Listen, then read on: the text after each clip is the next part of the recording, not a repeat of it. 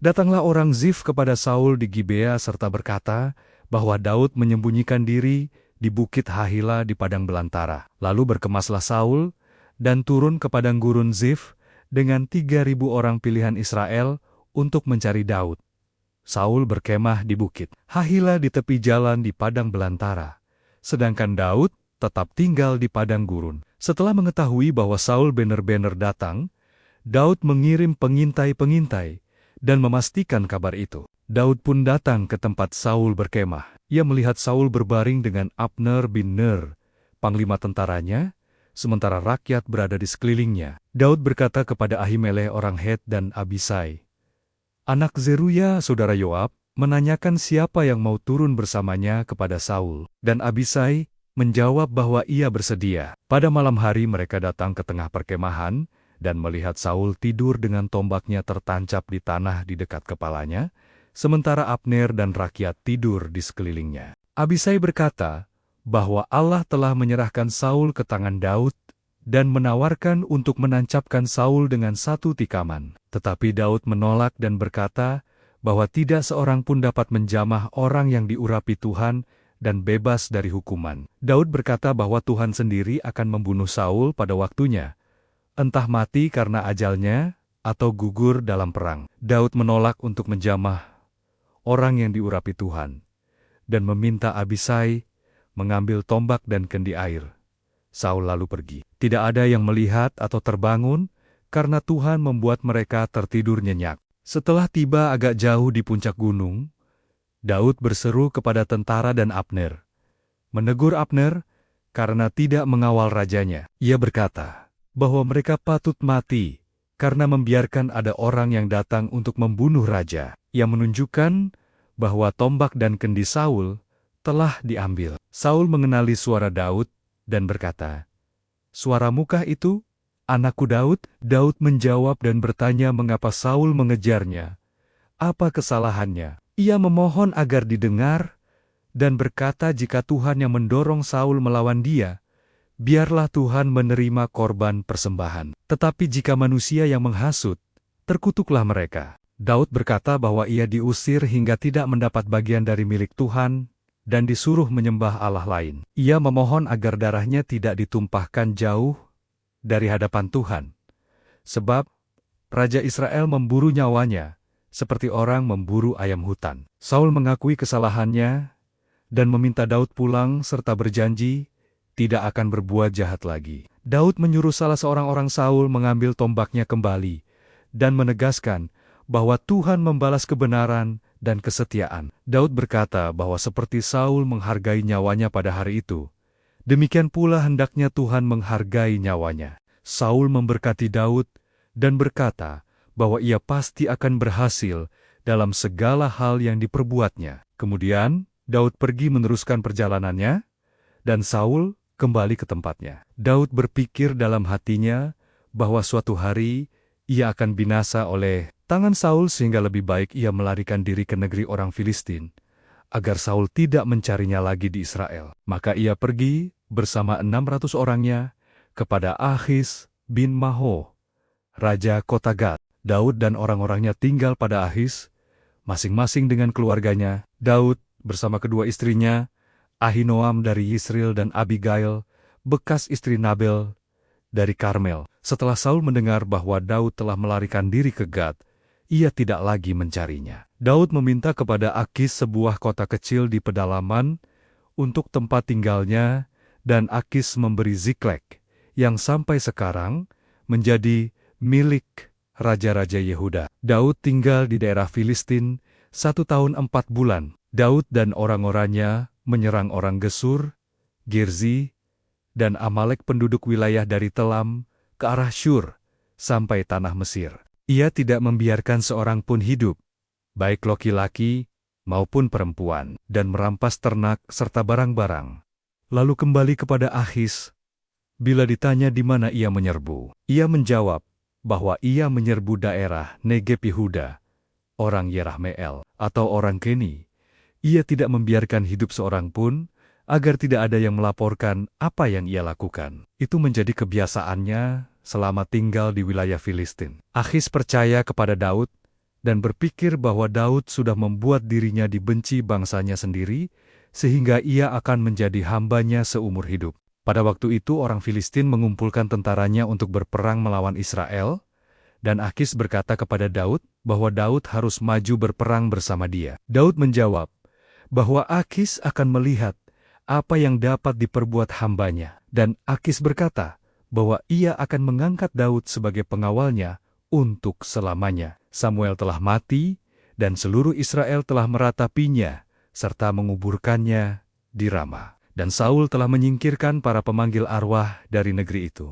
Ketika orang Filistin berkumpul di Sunem, Saul mengumpulkan Israel dan berkemah di Gilboa. Melihat tentara Filistin, Saul ketakutan dan hatinya gemetar. Ia bertanya kepada Tuhan, tetapi Tuhan tidak menjawab, baik melalui mimpi, Urim, maupun nabi-nabi. Saul kemudian meminta agar dicari seorang perempuan pemanggil arwah, dan diberitahu bahwa ada seorang di Endor. Saul menyamar dan pergi malam-malam dengan 2 orang. Ia meminta perempuan itu menenung dan memanggil seseorang yang akan ia sebutkan. Perempuan itu takut karena Saul telah melarang pemanggil arwah. Tetapi Saul bersumpah demi Tuhan bahwa ia tidak akan dihukum. Ia meminta agar Samuel dipanggil. Ketika perempuan itu melihat Samuel, ia berteriak dan menyadari orang itu adalah Saul. Saul menyuruhnya tidak takut dan bertanya apa yang dilihatnya. Dan perempuan itu melihat sesuatu yang ilahi. Seorang tua berselubungkan jubah. Saul tahu, itu Samuel, dan sujud menyembah. Samuel bertanya mengapa Saul memanggilnya. Dan Saul menjelaskan bahwa ia terjepit karena orang Filistin berperang, dan Tuhan tidak lagi menjawabnya. Samuel berkata bahwa Tuhan telah undur dari Saul dan menjadi musuhnya, serta melakukan seperti yang telah difirmankan.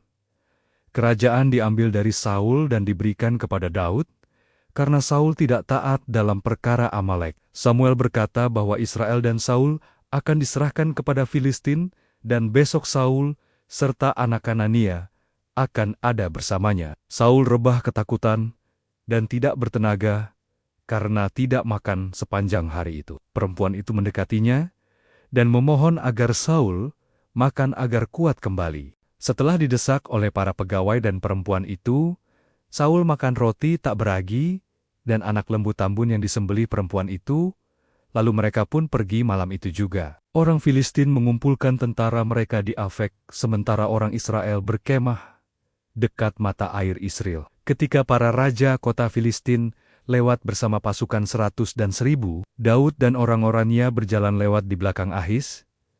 Para panglima Filistin bertanya, apa gunanya orang Ibrani itu? Tetapi Akis menjawab bahwa Daud, hamba Saul, telah bersamanya selama bertahun-tahun tanpa kesalahan. Namun para panglima marah dan meminta Akis menyuruh Daud pulang agar ia tidak menjadi lawan dalam peperangan dan mungkin berdamai dengan tuannya dengan menyerahkan kepala mereka. Mereka mengingat nyanyian tentang Saul yang mengalahkan beribu-ribu dan Daud berlaksa-laksa. Akis memanggil Daud dan berkata bahwa ia menganggap Daud jujur dan baik.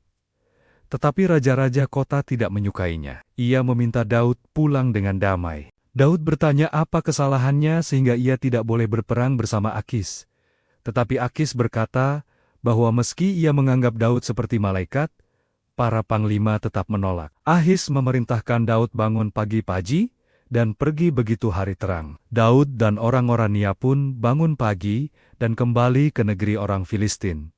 Sementara orang Filistin bergerak menuju Yizreel. Ketika Daud dan orang-orangnya tiba di Ziklag pada hari ketiga, orang Amalek telah menyerbu Negeb dan Ziklag, membakar kota itu, dan menawan semua perempuan dan orang-orang yang ada, tua maupun muda, tanpa membunuh siapapun. Ketika Daud dan pasukannya melihat kota itu terbakar dan keluarga mereka ditawan, mereka menangis sampai tidak kuat lagi. Kedua istri Daud juga ditawan. Daud sangat terjepit karena rakyat berniat melemparinya dengan batu. Tetapi ia menguatkan kepercayaannya kepada Tuhan. Ia meminta Abiatar membawa efod dan bertanya kepada Tuhan, apakah ia harus mengejar gerombolan itu? Dan Tuhan menjawab bahwa ia harus mengejarnya dan pasti akan menyusul serta melepaskan para tawanan. Daud berangkat dengan 600 orang sampai ke Sungai Besor. 200 terlalu lelah dan tinggal di sana. Daud melanjutkan dengan 400 orang. Mereka menemukan seorang Mesir yang ditinggalkan majikannya karena sakit. Setelah diberi makan dan minum, ia mengaku sebagai budak orang Amalek, dan bahwa mereka telah menyerbu berbagai daerah, termasuk Ziklag. Ia bersedia menunjukkan jalan dengan syarat tidak dibunuh atau diserahkan kepada tuannya. Ia membawa mereka ke tempat orang Amalek yang sedang berpesta karena jarahan besar. Daud menyerang dari pagi sampai petang, menghancurkan mereka kecuali 400 pemuda yang lari dengan unta. Semua yang dirampas Amalek, termasuk kedua istri Daud, dilepaskan kembali tanpa ada yang hilang. Daud mengambil ternak dan menyebutnya jarahan Daud. Ketika kembali ke Sungai Besor, orang jahat di antara pasukan meminta agar orang yang tinggal di belakang tidak mendapat bagian. Tetapi Daud menolak dan berkata bahwa bagian orang yang tinggal mengawal barang sama dengan bagian orang yang pergi berperang. Itu menjadi ketetapan Israel sampai sekarang. Daud mengirim sebagian jarahan itu kepada para tuitua Yehuda dan teman-temannya di berbagai kota. Orang Filistin berperang melawan Israel, dan Israel melarikan diri, serta banyak yang mati di pegunungan Gilboa. Filistin mengejar Saul dan menewaskan Yonatan, Abinadab, dan Malkisua, anak-anak Saul. Pertempuran makin berat, para pemanah melukai Saul parah. Saul meminta pembawa senjatanya, menikamnya, agar ia tidak dipermainkan oleh orang Filistin. Tetapi pembawa senjatanya takut. Saul akhirnya menjatuhkan dirinya ke atas pedangnya, dan pembawa senjatanya melakukan hal yang sama. Saul, ketiga anaknya, pembawa senjatanya, dan seluruh tentaranya mati pada hari itu. Melihat keadaan itu, orang Israel di seberang lembah dan Yordan meninggalkan kota dan melarikan diri, sehingga orang Filistin datang dan menetap di sana. Keesokan harinya mereka merampasi orang yang mati, dan menemukan Saul dan anak-anaknya. Mereka memancung kepala Saul, dan membawa kabarnya ke seluruh negeri Filistin, dan menaruh senjatanya di kuil Asitoret, serta memakukan mayatnya di tembok Betsin. Penduduk Yabesh Gilead mendengar hal itu, lalu orang-orang gagah perkasa berjalan semalam-malaman, mengambil mayat Saul dan anak Kenania dari tembok Betsin, membawanya ke Yabesh, membakarnya, menguburkan tulangnya di bawah pohon tamariska, dan berpuasa 7 hari.